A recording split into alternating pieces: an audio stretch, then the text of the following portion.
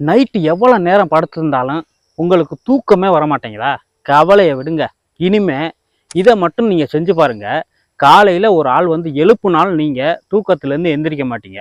அப்படி என்னன்னு பார்க்குறீங்களா? இதுக்கு பேர் வந்து திருநீற்று பச்சலை. இந்த திருநீற்று பச்சலையில் இந்த மாதிரி ஒரு 4 இலை, இவ்வளோதாங்க.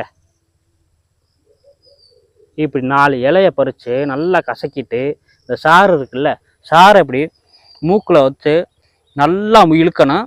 2 மூக்களையும் மாறி மாறி வச்சு இழுத்துட்டு படுக்கணும். இதை எப்போனா நீங்கள் தூங்கும்போது இதை செய்யணுங்க.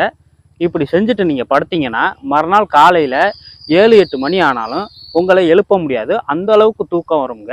இனிமேல் நீங்கள் இதை முயற்சி பண்ணி பாருங்கள்.